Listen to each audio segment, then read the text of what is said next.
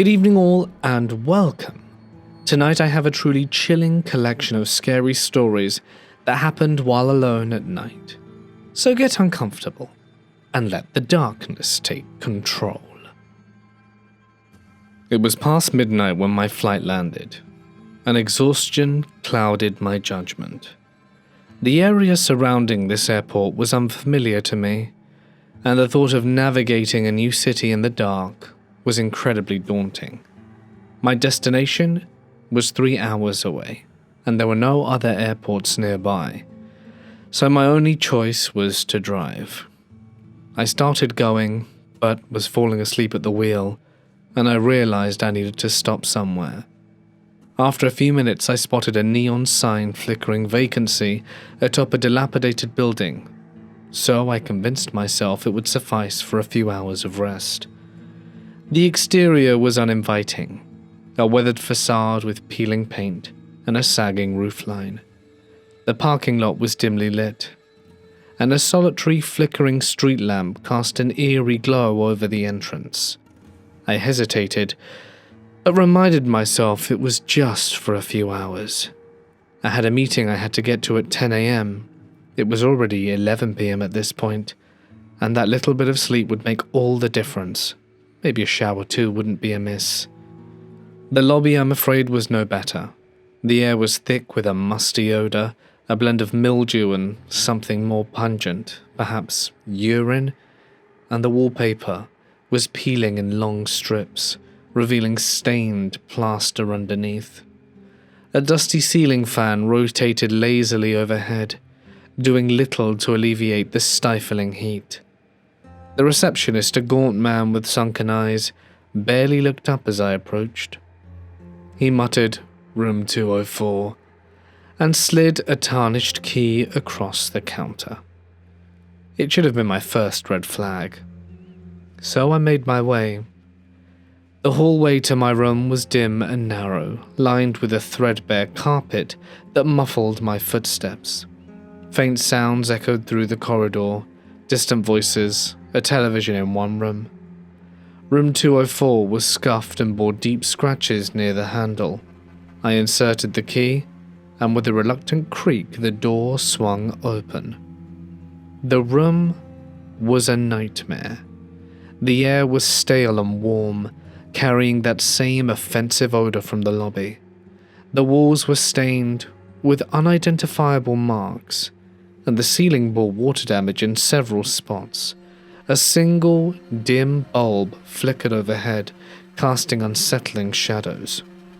The bed was unmade, the sheets crumpled and stained, and a closer inspection revealed an imprint on the mattress, as if someone had been lying there just moments before. As you can tell, I wasn't impressed. I'm not exactly picky, but this is exactly how the room was given to me. I checked the bathroom. Grime coated the sink, and the mirror was cracked. The toilet seat was up, and the bowl hadn't been flushed, and a small brown gift floated in the bowl.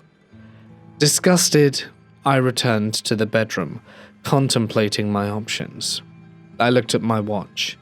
11:43. My meeting was at 10.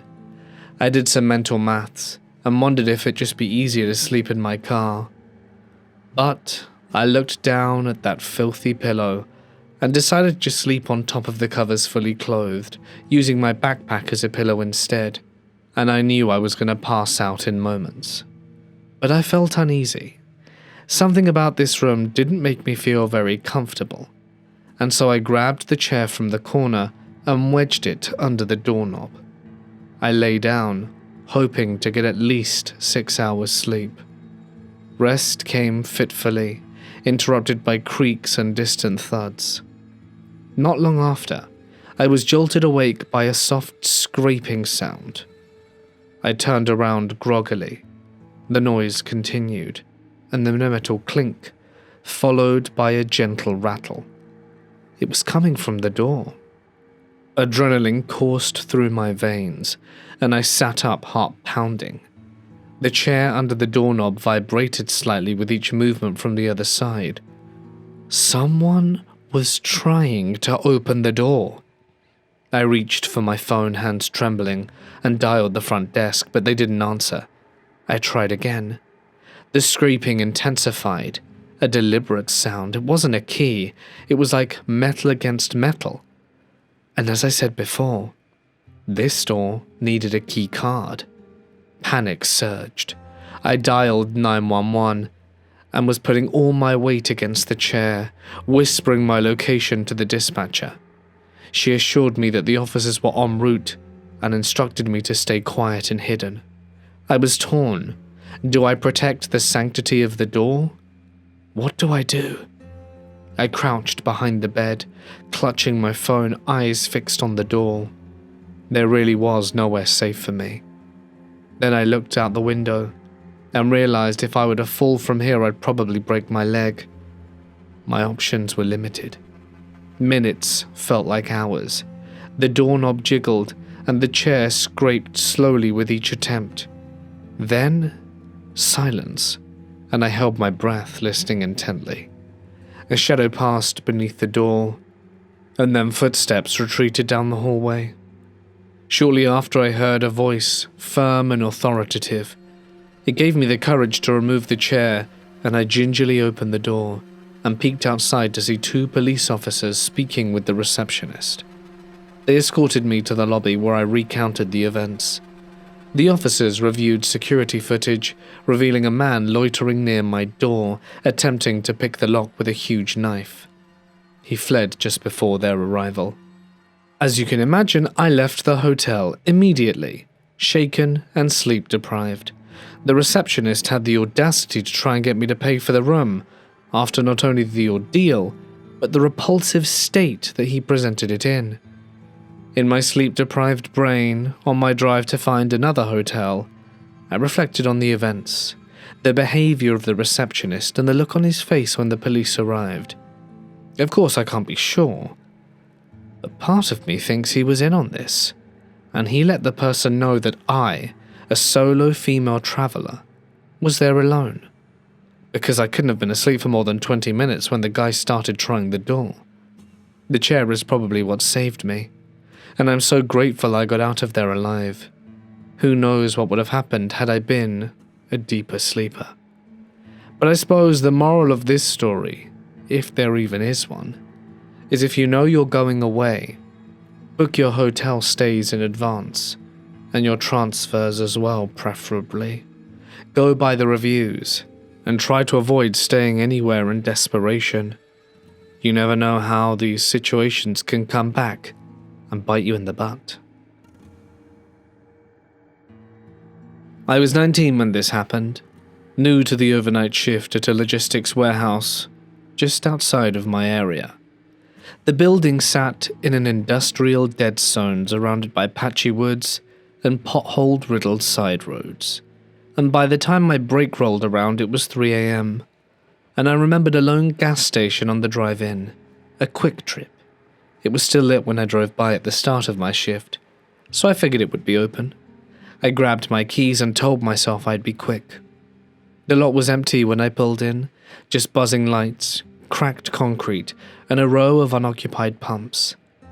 But there was a shape. Someone seated at a picnic table bolted into the sidewalk near the entrance. I hadn't seen him until my headlights hit his legs. He was sitting perfectly still, hunched in a black windbreaker with the hood drawn tight around his face, facing directly towards my windshield like he'd been waiting. His head never turned, not even when I shut the engine off. I tried to rationalize it. He's cold, maybe homeless, just warming up under the lights. But there was something about him that felt off. I got out, feeling stupid for how fast my heart was pounding, and I told myself I'd be polite, quick, and calm. I glanced just once. His hands were flat on the table, and I couldn't see his face, but he was breathing heavy, loud enough to hear it over the parking lot hum. Inside, the place was empty. No customers, just a bored-looking clerk who barely looked up when I walked in. I grabbed a bottle of iced tea and an energy drink, trying to slow my thoughts, and I had a terrible gut feeling. That animal sort of instinct that something is watching you. I debated asking the clerk to walk me out, I talked myself out of it. I didn't want to seem dramatic. I paid, forced a smile, and stepped back into the cold. The man was now standing still facing my car, still hooded. But now his head was up, and I could see his face. Greasy hair matted to his cheeks, jaw clenched too tight, and a wide grin stretched unnaturally across his face, like it hurt to maintain it. "Hey," he said as I passed, but I ignored him. "Hey, you got a boyfriend?" I turned, startled. He had stepped closer, his smile deepened. "You just look like someone who hasn't been taken. Too pretty not to be." "Yeah, I do." He squinted. "What's his name?" "Ben," I lied. "Ben's real lucky. Real lucky." I noticed him inching towards my car. I thanked him. Why did I thank him? And I reached for my door. "You think you could give me a ride somewhere?" he asked suddenly. I shook my head. "Sorry, no, I have to get back to work." "Why not?" His voice hardened. "I just can't, sorry." He stepped around the picnic table, and I saw his hands trembling now, twitchy with barely contained frustration. "Look, I'm not some creep. You think I'm dangerous or something?" I didn't answer. I opened my door, keeping it between us like a shield. "You don't believe me? Here, look at my nieces." He whipped out a battered phone and shoved the screen towards me. A wallpaper photo with him and two girls of maybe 6 or 7. "See? I'm a good guy." "Sorry, I really have to go." "Look!" He lunged forward. I dove into my car, yanked the door shut and slammed the lock button. He was screaming now, pounding the window with one hand, and with the other trying to yank it open. His face was upright against the glass, red, eyes wide, and twisted in fury. "What's your problem? I just need a ride." I peeled out of the lot, tires shrieking. Didn't even check for traffic. Didn't stop until I was back at work, shaking and breathless, and crying in the dim warehouse break room. I never reported it, but I should have. But I was scared no one would take me seriously. What would I even say? All I know is the man wasn't looking for a ride. And if I said yes, I don't think I would have made it back to work ever.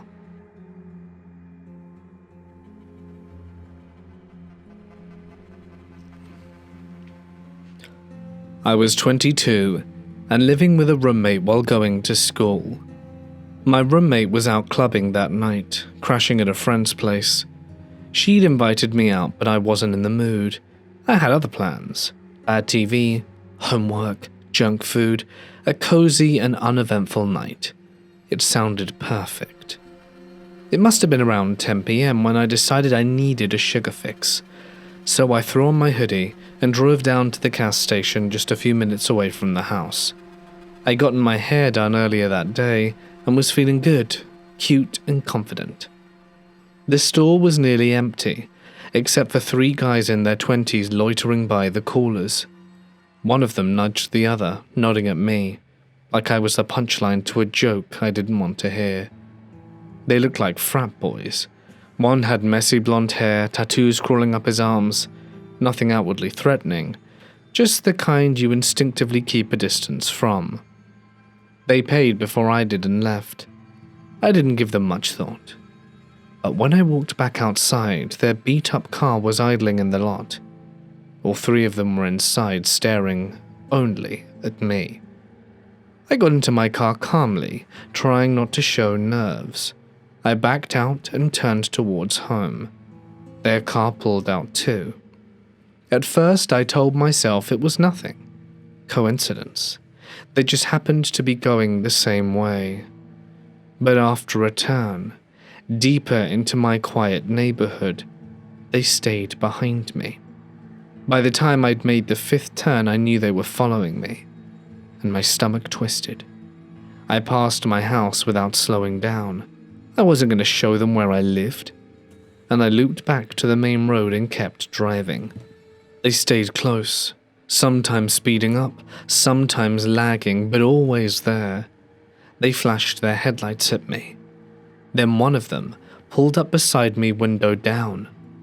For a stupid second, I thought maybe something was wrong with my car, a flat tire, something dragging. But when I looked over, the grins on their faces made my blood turn cold. Predatory. That was the only word for it.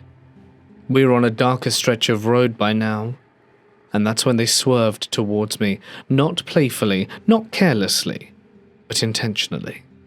I sped up, heart thundering. My hands were shaking as I grabbed my phone. I didn't want to go to the police station. It was too far, too many red lights, and what if I got stuck at one? Then I remembered my sister's house, 15 minutes away in the opposite direction, but closer than the cops. So I called her. On the fourth ring, she answered. I didn't even say hello. "Is Josh home?" A beat of silence. Yeah?"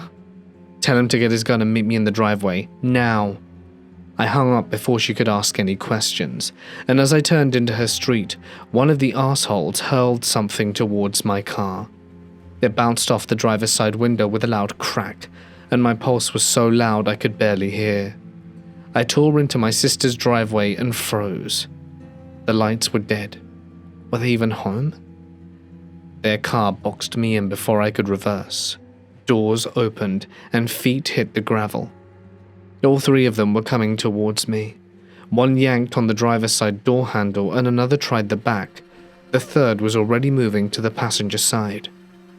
I remember locking eyes with the blonde one, the tattooed one. He was inches away, just glass between us. His expression was empty, not rage, not excitement, just cold, like he'd done this before. And in that moment I froze.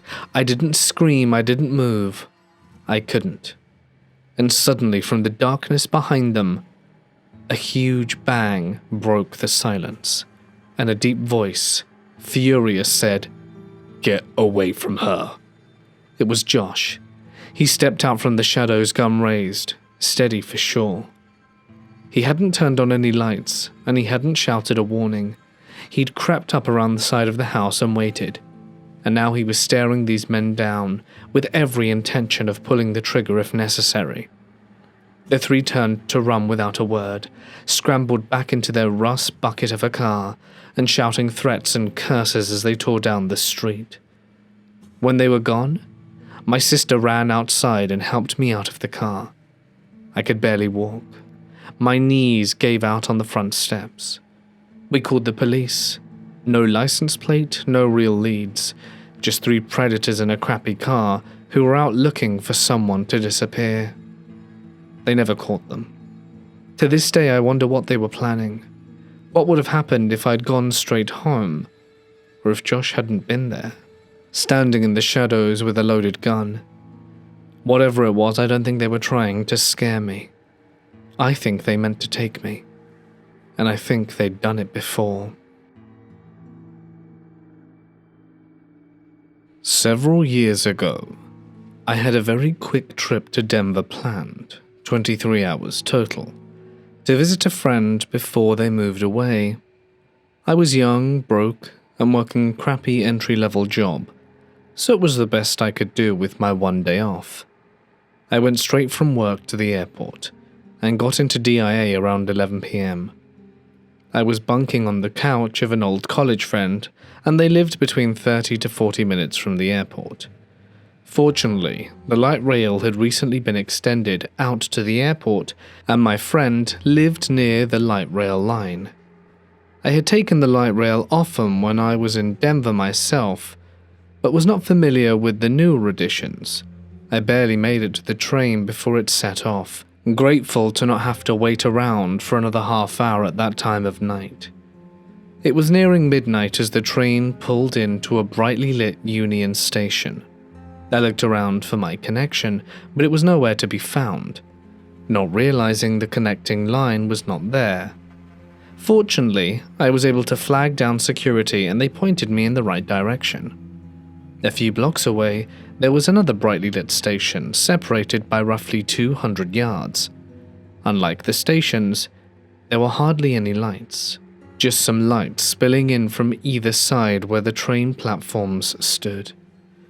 I was only traveling with a backpack, so I was able to move quickly, moving out of Union Station and towards the other platform, hoping I was going to make my next train. As I got further away from the station, and my eyes adjusted to the darkness, I noted a large figure standing in the middle of the sidewalk ahead of me. I quickly gauged my surroundings and realized there were no other paths unless I walked in the road. I decided to keep on the path and do my best to come across with a "I see you, and I'm not scared" attitude. As I drew closer, I could make out a tall, muscular man, probably in his 20s or 30s. And as I got closer, I made eye contact to let him know that I recognized his presence, and he was already staring at me, mumbling to himself. As I passed by him, I could hear what he was mumbling. He was not speaking to me, but instead, he was speaking about me. And now, as I walked past him, he began to follow me. I walked fast, and he sped up his pace too. All the while, he was saying things like, "Oh, look at that body. Oh, she's so fine. I'm gonna feel that body," along with other sexual and crude comments about me, all being muttered to himself. The second station was still another 100 yards or so away, and there was nowhere I could go in between. I pulled out my cell phone and rang my dad, desperate for him to answer. The call went to voicemail, but I pretended he had picked up. As soon as I began talking, the man spoke to me for the first time and said, "Oh girl, I didn't mean you no harm," and the footsteps faded back. I kept up the fake conversation for a moment longer before looking back, and he was nowhere to be found. Like I mentioned previously, I had looked around for places I could escape, and couldn't find any. I am confident with his size, if he had done anything, I would not have stood a chance. I burst into the light of the station, barely made my train, and ultimately missed my stop, because I was so shaken up and had to ride the train back around. I finally rested my head on a pillow at my friend's at around 2 a.m. Moral of the story? Never travel alone at night. And whoever the disappearing man in the street was, it's safe to say I'd rather never make his acquaintance again. A few years ago, I rented a one-bedroom apartment from a friend who had recently bought and renovated it. He was trying to sell the place, but with no buyers in sight, I offered to rent it, short-term. It was modern, freshly painted and cheap. I didn't ask too many questions. I just needed a place to stay. I had no idea what I was moving into. From the very first night, I noticed something strange about the woman living next door. She looked like she was in her 40s, but her skin sagged like old leather, and her hair was matted and dull, and her voice carried and slurred. Now every night without fail, she would stay up until dawn listening to Christian radio shows, sermons, prayers, dramatic readings, and she'd talk back to them, loudly, like she was arguing or chanting along with voices only she could hear. After about a week of sleepless nights, I decided to confront her. I knocked on her door just after 11 p.m. The radio was blaring scripture about demons and hellfire when she finally opened up. Her apartment was different. Every inch of wall space was covered in frantic, hand-painted crosses in clashing colors, crimson, black, sickly yellow, and words were scrawled between them in childlike loops and frantic scratches. Jesus, angels, do not let them in. Fire cleanses, he watches. The windows were painted completely black from the inside. No curtains, just thick tar-like strokes of acrylic sealing out all light. The carpet was ancient, stained dark yellow with something that reeked of mold and dog piss. Cockroaches skittered along the threshold, and there was actual dog feces mashed into the fibers of the carpet, but no dog I could see. She stared at me as I stood there in disbelief, and I asked her very politely to keep the volume down. She didn't say a word. She looked at me, and slowly closed the door with a loud creak and then a click.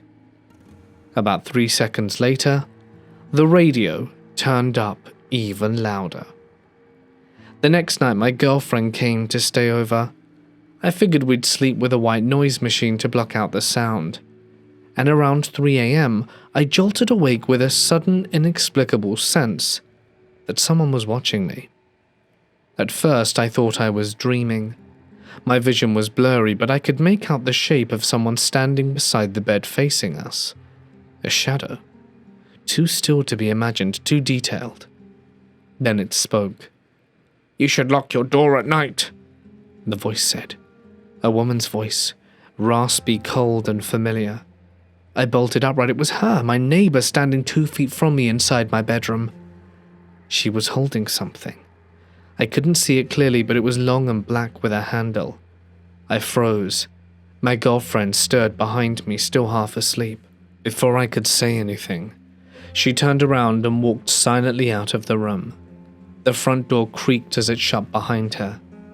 We hadn't locked it. The next morning, I barely slept. I kept replaying it in my head, unsure if what had really happened. But when I got up and checked the door, the latch was unhooked. It wasn't a dream. She had come in. She had stood over our bed watching. Around noon, I heard strange noises outside the bedroom window. Low, rhythmic chanting. I looked outside and it was her.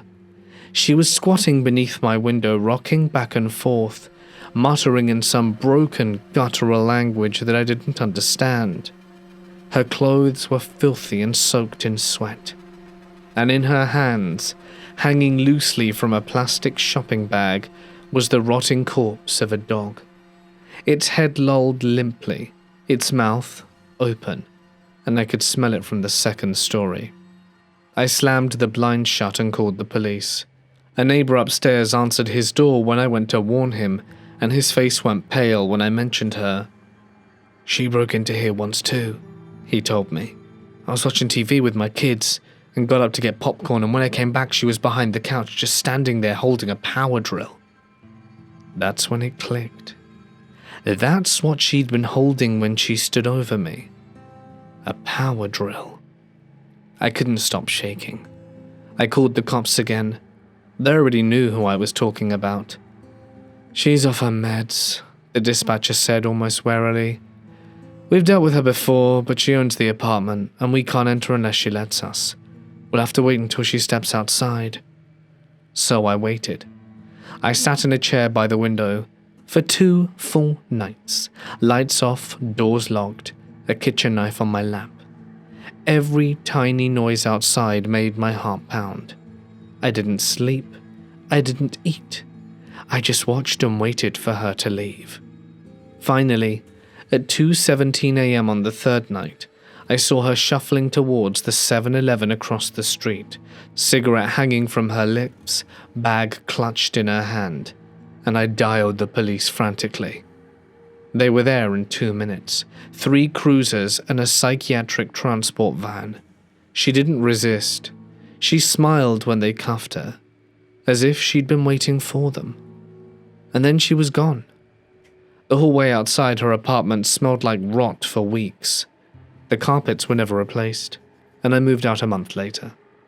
I still have nightmares, waking up in the middle of the night, cold sweat running down my spine, imagining her standing over me in the dark.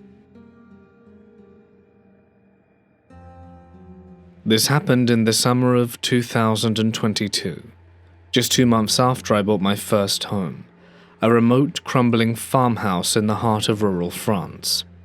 It sat on a patch of land so isolated you could scream yourself hoarse and no one would hear. The only nearby soul was an elderly woman who owned the adjoining half of the property. I barely knew her. I was 28, alone, and more or less broken. The very day I moved in, I fractured my right hand. A month later, my horse, spooked during a storm, reared up and accidentally smashed my nose. That summer, I healed beneath gores and bruises, sweltering under the oppressive heat of the countryside that felt almost haunted. My bedroom was a converted attic space with low beams and creaking pine boards warped from decades of temperature swings. I slept half naked most nights, the heat too thick to bear, anything more than underwear and bandages. That night, a storm had rolled in from the west, thick with thunder, rain lashing against the old roof. It was 11:30 p.m. when I awoke, not to thunder, but a sound.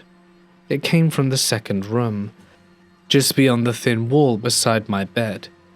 At first it was subtle, the weight of a body shifting on old wooden boards, too heavy and rhythmic to be the wind. I froze.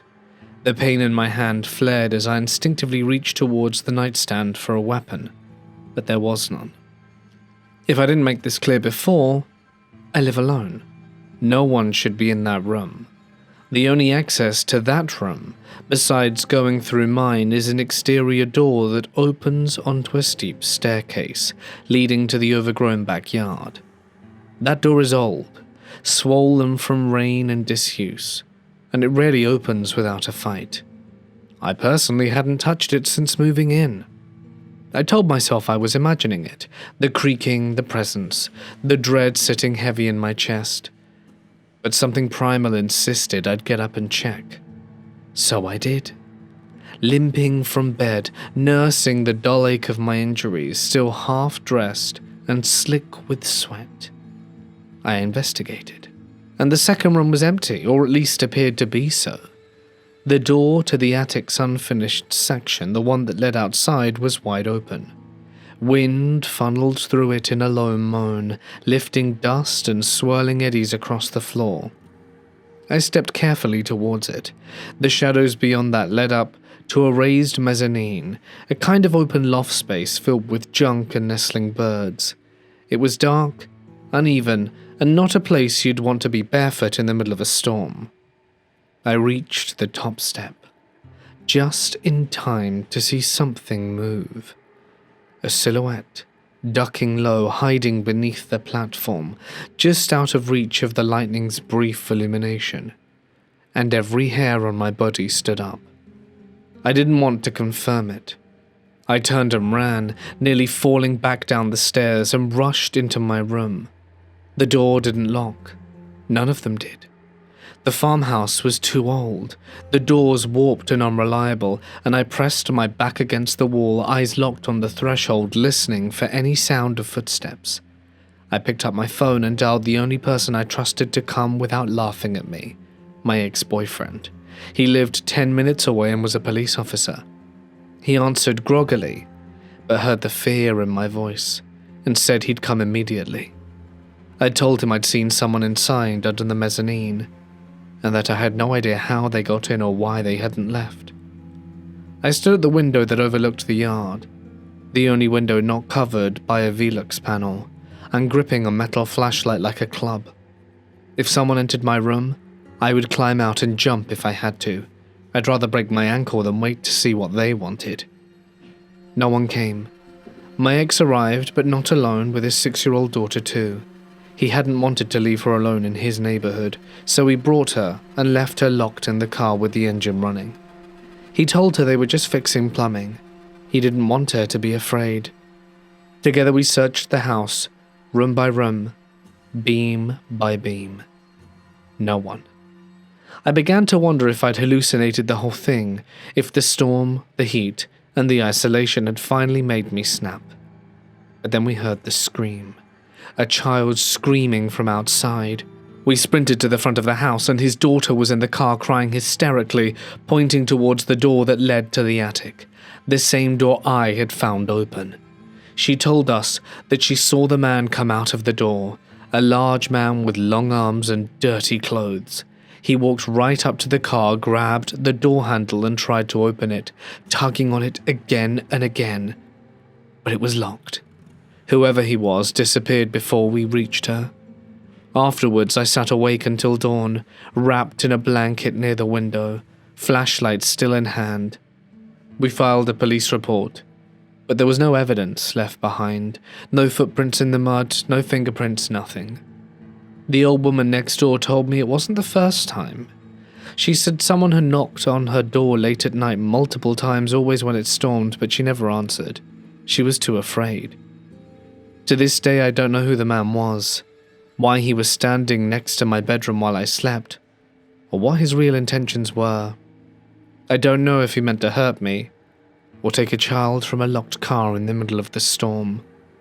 All I know is that he was real, and he hasn't been caught.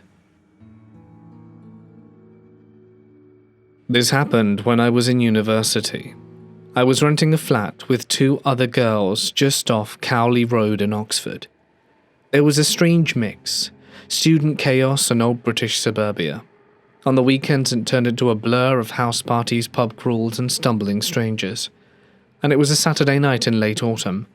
I'd been out with a few friends at a pub and came home at around 2:30 a.m. A bit tipsy but not too far gone. The house was quiet when I returned. My roommates, Anna and Liah, had mentioned that they might have a few friends over, so I wasn't surprised to see what looked like someone sleeping on the couch in the dark. I didn't turn the light on. I just paused briefly when I saw the figure lying there. What struck me immediately was how stiff he looked, arms locked to his sides, leg rigid, not the relaxed sprawl of someone crashed after a few drinks. Then his head suddenly turned to face me. Like a puppet on strings, it was fast and unnaturally smooth. His eyes were wide open, reflecting the streetlight slipping in through the window. The sight chilled me. I muttered a quick, "Sorry," and hurried to my room, locking the door behind me. I figured he was high or drunk or both, but something didn't feel right. And at 4:17 a.m., I woke up to a soft tapping at my door, barely a whisper. I froze. The tapping got louder, more erratic, like fingernails. Then it turned into full-on scratching, frantic and aggressive, like an animal trying to dig its way in. I couldn't move, I couldn't even breathe properly. The scratching scraped deep into the wood, fast and relentless. Then the doorknob started to rattle violently. I grabbed my phone and texted Liah, "Hey, is your friend okay? He's at my door scratching like crazy, seriously freaking me out." No reply. I messaged Anna the same thing. I couldn't hear anyone else in the house, but the scratching and that horrible rattle. After a full minute, I gathered the nerve to call Anna, and when she picked up she sounded groggy. "Your friend's scaring the hell out of me. He's outside my door acting like a lunatic." Silence, then suddenly awake, and she said, "What friend?" "The guy on the couch. We didn't have anyone over tonight." My stomach dropped. I told her to lock the door and call the police. Suddenly from the far end of the flat I heard pounding, then screaming, and both Anna and Liah shouting in fear. The guy had moved to their room and was slamming his body against the door. I called 999 and the operator stayed on the line with me as the pounding continued. And then silence. A moment later something slid onto my door. Fingers. 4 of them, pressing and curling into the room through the gap under the door. He started to wiggle them slowly and deliberately, and let out a low, guttural growl.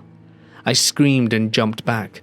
I still regret not grabbing something heavy and smashing those fingers.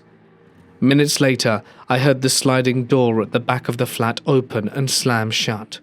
When the police arrived, the man was gone. He'd broken in through the side door by just picking the lock. On the floor, they found a pair of heavy scissors he'd used to gouge deep scratches into my bedroom door. They never caught him. It still haunts me that I locked eyes with him.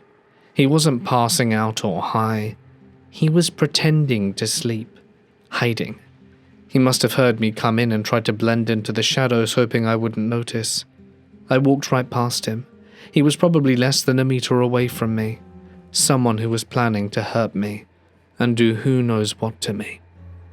I'm sort of glad I never found out more about him, if he was incredibly dangerous or what, and just try and put that part of my life behind me.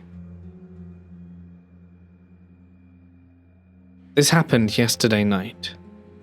I just stopped at a grimy little gas station on the edge of a rough neighborhood. I used to live near there years ago and remembered the constant sound of sirens and shouting late at night. People who seem to vanish for days and reappear hollowed out. I escaped that environment 2 years ago, but yesterday, I was back just passing through. I had a few snacks in my backpack, chips, a bottle of juice, nothing valuable. As I walked along the broken sidewalk, street lamps finally began to sputter to life. That's when I noticed someone ahead walking towards me, a man. He's only a couple of inches taller than me, wearing a green jacket with the hood up, fair skin, average build. I couldn't make out much else. His face was half shadowed by the low light and his hood. But something about the way he moved made me feel uneasy. He wasn't just walking, he was angling towards me. I tried to brush past him, to keep moving like I didn't notice him. But he stepped in front of me, just enough to slow me down. His voice was flat, almost emotionless. "What's in your backpack?" I didn't answer, just kept walking. I didn't want trouble. But he followed close and grabbed the strap of my bag, yanking me backwards hard. I said, "What's in the bag?" I spun around, adrenaline kicking in. I tried reasoning with him, told him he could have the food if he was hungry. I offered it freely. I just didn't want this to escalate, but he didn't care. He wasn't listening. He just kept jerking the bag, trying to wrestle it from my shoulders, and his grip was rough and desperate. I fought back. I wasn't going to let it go that easily, not just because of the contents, but because it was mine. The street was empty except for passing cars. A few drove by, slowed slightly, then sped up again. Not one person stopped to help. I could see them glancing at us through their windows, eyes flickering away, like I was a stray dog fighting over trash. I was alone. No witnesses, no one coming to stop him. And then he slid one hand into the pocket of his jacket. My stomach dropped.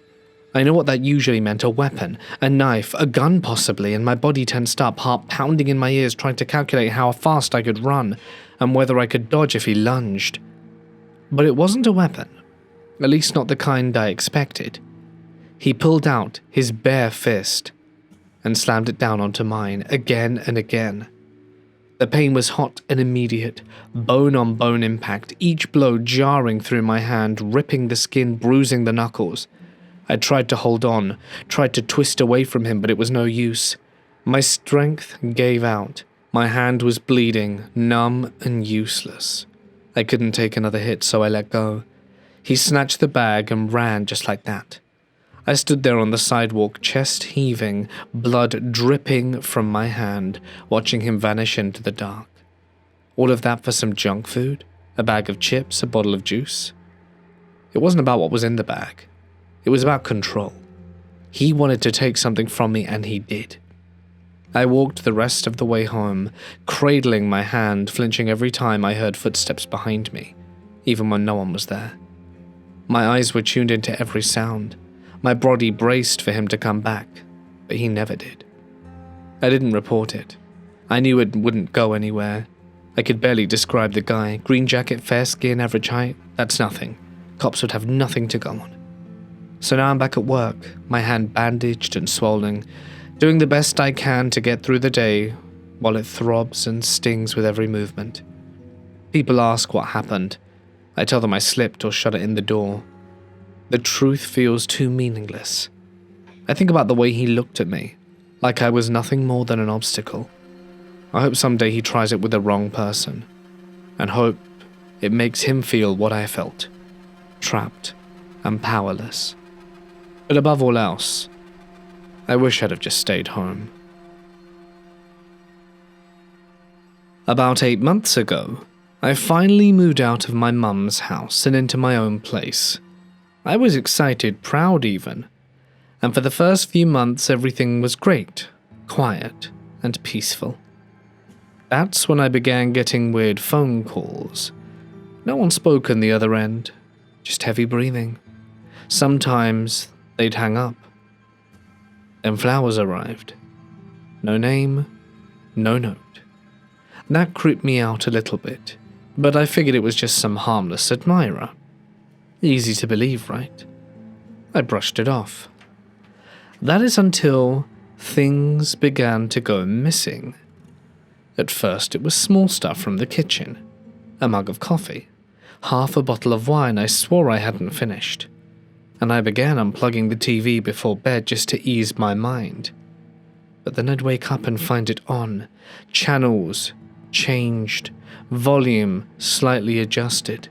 Not exactly the kind of thing you want to find when you live alone.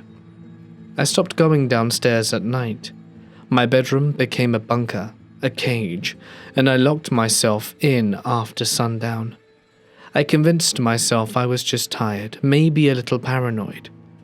But then something happened that I couldn't explain away. I had this AV transmitter installed so I could stream my downstairs cable up to my bedroom TV. One night I woke up to hear it buzzing. When I turned it on, someone was flipping through the channels live, like someone was using my remote downstairs. That was my breaking point. A few days later, at a family party, I told my brother everything. I half expected him to laugh it off and tell me I was imagining it, and he kind of did. But I must have looked convincing enough, because he offered to stay with me for a few nights with our younger brother tagging along. The time they stayed, nothing happened. Not a sound, not a flicker of the TV. My brothers started to think I was spooked and overreacting. I couldn't really blame them. Part of me wanted to believe it too, that it was all in my head. They left and I felt exposed. 2 nights later at 10:30 p.m. he came back. I awoke to footsteps downstairs. The person wasn't even trying to be quiet anymore, and I could hear the TV. I was frozen, phone in hand, whispering through tears to my brother, "Someone's in the house." I was shaking so hard I could barely breathe, and my brother kept me on the phone the entire drive. He only lives 10 minutes away. When he pulled up, he saw our younger brother already waiting in his car. They met around the back of the house, keeping quiet. I'll never forget what he said next. He went silent for a moment and then said, "He's in your living room.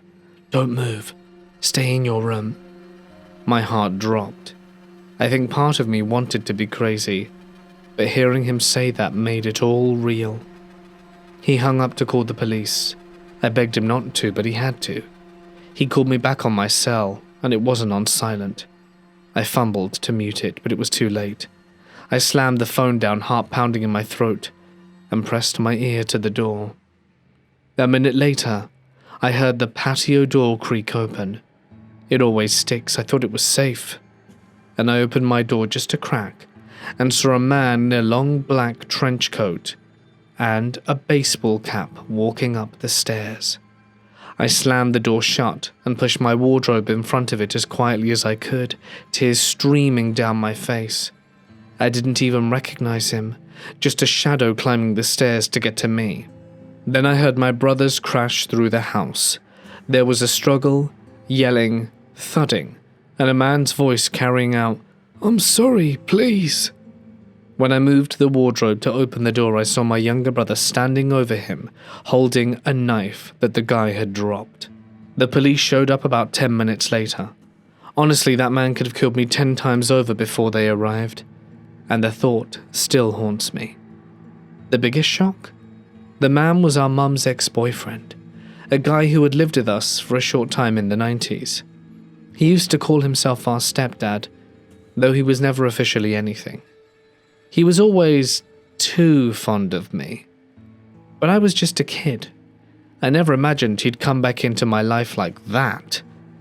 He'd been sneaking into my house for weeks, months perhaps, watching me, living in the walls of my life.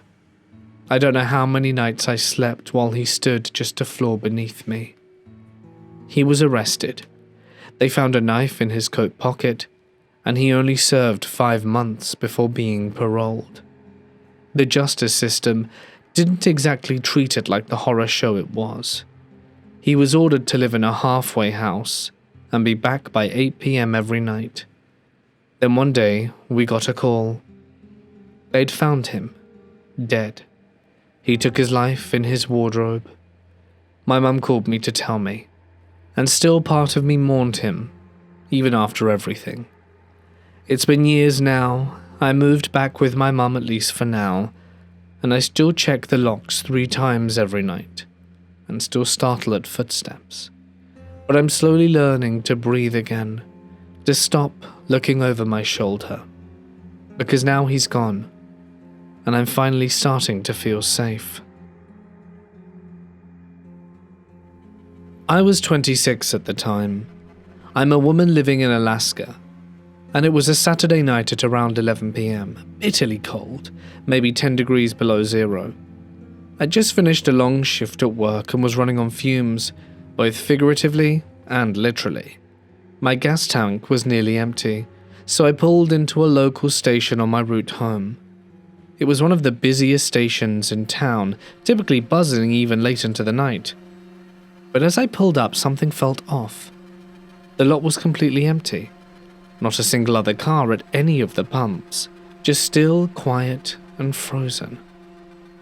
That alone should have been my cue to keep driving, but I was tired, running low, and figured I'd be in and out in a minute or two. Normally I start the pump and sit in my car to warm up while the gas flows. It's standard for most people in this kind of cold, but that night something kept me outside. Call it a gut feeling, this heavy, silent tug in my chest that told me to stay alert. I stayed standing beside the pump, arms crossed, watching the frost form on the side mirrors as the fuel climbed. A few seconds later, a little golden sedan pulled into the spot directly beside mine. That was strange. The entire station was empty, so why park right next to me? A man stepped out of the driver's side. He was a big, broad, burly, the kind of wilderness scruffy you only see in places like Alaska. His jacket was worn, hood up, and his eyes partially shadowed. There was something about him that immediately put me on edge. He didn't pump gas. Instead, he grabbed the squeegee and started wiping down his already spotless windows. That act was oddly deliberate, like he was buying time, watching me from the corner of his eye. I kept one eye on him as my gas ticked upward, my other hand buried in my coat pocket, fingers hovering over my phone. When he put the squeegee back, he didn't get into his car. He began walking towards me. I didn't flinch, just stared ahead, trying to appear casual. He stopped a few feet away and asked if I could help him pour windshield wiper fluid into his car. He said he'd run out and didn't know how to open the hood. I laughed, light and dismissive, and lied, "Oh, sorry, I don't know how to either." He chuckled and took another step closer. "Well, there's something under the passenger seat I can't reach. Mind helping me out? I'm a bit too big to get it." That's when it clicked. This wasn't just a socially awkward guy making small talk. He was trying to lure me into his car. I'm only 5'2", petite, exactly the kind of person someone like him could overpower in seconds.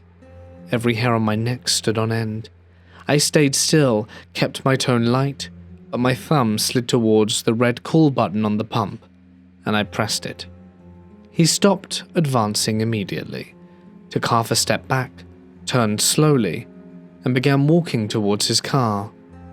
My heart was thudding so loudly it drowned out the hiss of the gas nozzle, and as I reached for the pump to finish up, I glanced inside his vehicle, and that's when a new terror set in.